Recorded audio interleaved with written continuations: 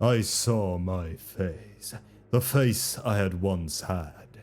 Gideon Ravenor, young, strong, determined. How I had missed that face. From Inquisitor Gideon. Gideon Ravenor was born in 304 M41. His planet of origin is unknown, though due to the Inquisition's stringent recruitment standards for psykers, Ravenor was likely indoctrinated at the Adeptus Astra Telepathica's Scholastica Sicana from childhood. As a young man, he was assigned by the Ordo Xenos as an interrogator to the infamous Inquisitor Gregor Eisenhorn. In time, Eisenhorn came to regard him as his foremost pupil and the ideal Inquisitor. One of his early missions was his effort to silence Zygmunt Moloch, a heretic from the dangerous Cognite, a chaos cult disguised as an academy in the Scarus sector. Moloch was appointed by the Cognite's Madame Chase to be part of Cognite's Audion's team to help with a venture involving setting up several arcane mechanisms on the Sleaf Outworld in 336 M41 intended to capture and control warp energy. The planet was covered in thousands of plasma vents that contained the energy of the warp and which the Cognite devices could capture and store. Ravenor and his team caught up with the Chaos Cultists and stopped them. He assumed Moloch, who was the lone remaining survivor of the Cognite operatives, was dead after he threw himself into one of the plasma vents. What Ravenor didn't know was that Moloch had been teleported to the starship October Country moments before his death. Though he had been burned very badly by the plasma and his face had been largely disfigured by the burns. Although Moloch was silent for many standard years, this incident would not be the last time he threatened the Imperium. During his time as an interrogator in Gregor Eisenhorn's retinue of acolytes, Ravenor enjoyed a long relationship with the Carthene swordswoman Arianrhod S.U. Swadir. This love affair came to a swift halt when Arianrhod was slain by a Drukhari homunculus from the cabal of the Fell Witch during the cleansing of a xenophile cult on the world of Leith 11 in 338 M41. Shortly after this grave personal tragedy, Ravenor participated alongside his master in a great triumph on the world of Thraken Primaris to celebrate the success of the Ophidian Crusade. Due to the machinations of the radical Inquisitor Crixos, the triumph ended in blood-soaked horror when the parade was attacked by chaos-influenced aerospace fighters and 33 Alpha and Alpha Plus grade rogue psykers whom were freed from their holding tanks. Eisenhorn escaped unharmed thanks to the demonic intervention of the warp entity Cherubale, who saw future potential in his continued existence. Ravenor, on the other hand, was horrifically crippled, suffering third-degree burns over the entirety of his body, and he was reduced to a barely animate shell. Unable to move or speak, he had to be consigned to an enclosed force chair, unable to survive without the chair's elaborate life support systems to sustain him, and incapable of physical interaction with his environment except through the chair's auto sensors and voice synthesizers. Though physically incapacitated, his psychic abilities flourished, despite or perhaps because of his injuries and sensory deprivation. Thanks to his psychic power, Ravenor was still able to continue his service to the Inquisition. And after his health had stabilized, he was promoted to full inquisitorial status in 346 M41 on the recommendation of Gregor Eisenhorn. In 402 M41, he and his team investigated the illegal trade in warp-tainted glass, so-called flects, which had surfaced as a drug on the hive world of Justis Majoris. After a long and perilous inquiry, Ravenor discovered that the flect trade was just a byproduct of a far greater conspiracy.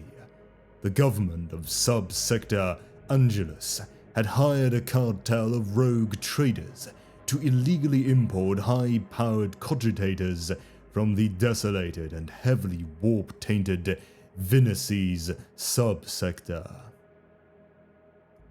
These chaos-infused machines were then used to pursue an understanding of Ununcia, an ancient language whose sounds allow their speaker to alter the fabric of reality at will, making anyone who understood the language more powerful than even a psyker, without the need to risk a connection with the Imperium. With the right command words in Ununcia, and the empowered patterns he had laid down in the architecture of Justis Majoris hive cities, the condemned heretic Theodor Kaditsky, the lord of Subsector Moloch, planned to make himself into a god-like demonic being. The Lord Governor of Subsector Oscar, Ludolf Barazan, also known as the Diadochoi, and Chief Provost Jada Trice were in charge of the plot, and they made use of Magistratum interior cases to enforce the plot's security and make sure the truth of what they were planning did not reach unwanted ears. In truth, Barazan was actually Zygmunt Moloch, Gideon Ravenor's old enemy, in the attempt to activate Kaditsky's mechanism that was actually the city of Petropolis. Moloch used the Ununcia to restore his ravaged body. Ravenor once again thwarted him, but not exactly as planned. Ironically, the flects, which spread only because of the greed of the Justis Majoris government's hired traders, was what made Moloch's master plan fail. Ravenor's vain interrogator Carl Thonius, who had become addicted to the use of flects during the investigation, happened upon one which contained the essence of an unimaginably powerful demon named Slight. Step by step, and without Ravenor's knowledge, Slight possessed and manifested itself through Thonius, a process that granted the interrogator terrible powers. Only the intervention of the possessed Thonius allowed Ravenor's team to foil Moloch's plans, and the heretic was forced to flee.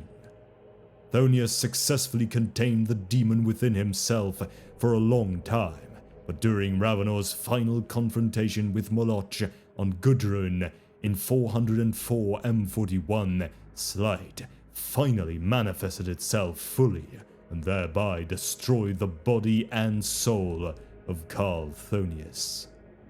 Only the combined psychic powers of Ravenor and Moloch, aided by a stable warp gate and psychic sorcery, allowed the team to banish the demon back to the realm of chaos.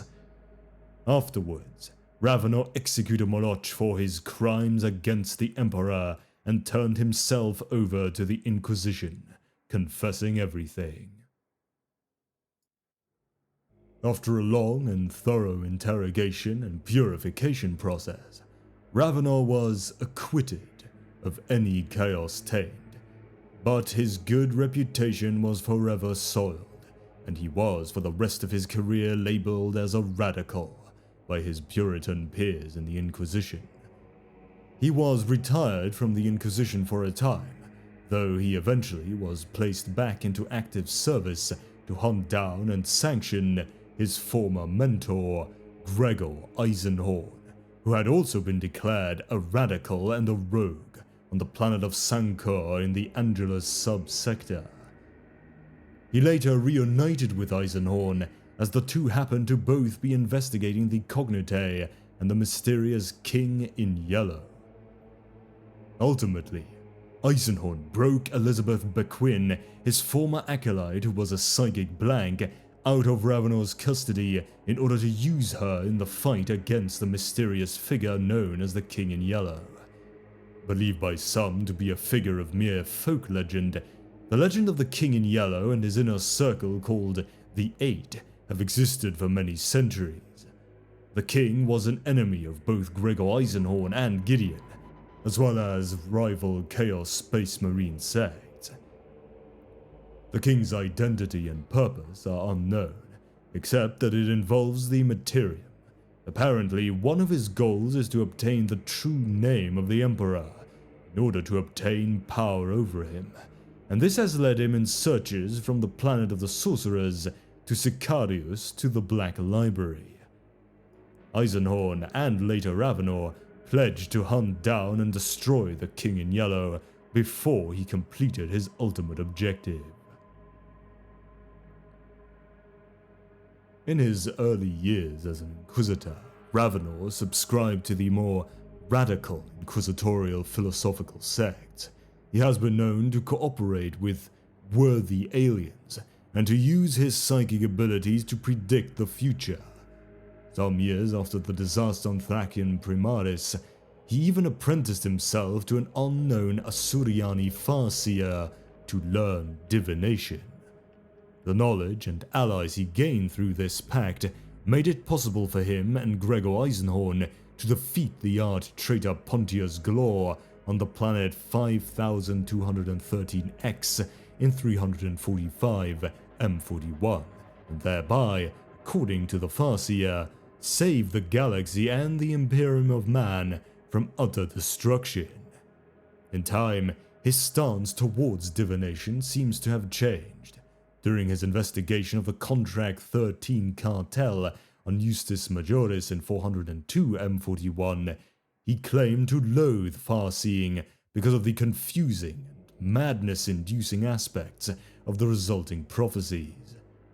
It is unclear when he changed his view, but his newfound aversion did not stop him from using Eldari artifacts or from trusting prophetic visions when they presented themselves. Despite his often unorthodox methods and powerful psychic ability, Ravenor was for a long time seen as a Puritan by the political factions within the Inquisition. This view was probably a product of his published philosophic works and his reclusive lifestyle. In the end, his own conscience was what destroyed his reputation. In 404 M41, after the slight incident, Ravenor turned himself and evidence of his sorcerous activities over to the Helican Conclave. He was acquitted of possessing any chaos taint, mostly due to the help of his former master, Eisenhorn's old friend Inquisitor Lord Rorken, who at the time was the Grand Master of the Helican Conclave. Even though he got away with only a warning, he was, like his master before him, labeled a radical. Gideon Ravenor has on occasion been referred to as an Alpha Plus grade Psyker. His psychic abilities are most potent in 3 areas: telepathy, telekinesis, and divination. He can mind skim whole hive cities in a search for specific persons, crush individual enemies with his mind, and with great difficulty, see faint images of possible futures. To strengthen his abilities, he uses several psychically attuned artifacts, like his anti-gravitic force chair, which is equipped with technological psi boosters that increase his raw psychic strength. And some of his acolytes even wear Asuriani Wraithbone amulets that allow him to more easily contact or possess his servants telepathically. When it comes to his physical appearance, at the time of the death of Beldam Sadia, before his injuries on Thraken Primaris, Ravenor was tall and handsome, with long black hair pulled back in a long ponytail, high cheekbones, and a finely sculpted face. He possessed a noble and ageless quality in his eyes, faintly reminiscent of the Eldari. After being horrifically crippled on Thraken Primaris, however, his physical body was reduced to a charred, barely animate husk, unable to move or speak, and with his limbs and physical senses scorched away. Now, he can only survive through the use of the life support systems of a specifically designed force chair. Its elaborate systems enable him to move, speak, and breathe. It also is incredibly strong, much like the power armor of a space marine. The chair carries its own cogitator, and as a weapon, it is mounted with paired side cannons. Physically, Gideon Ravenor is but a shell of his former self, but psychically, his mind has vastly expanded the wealth of experience available to him.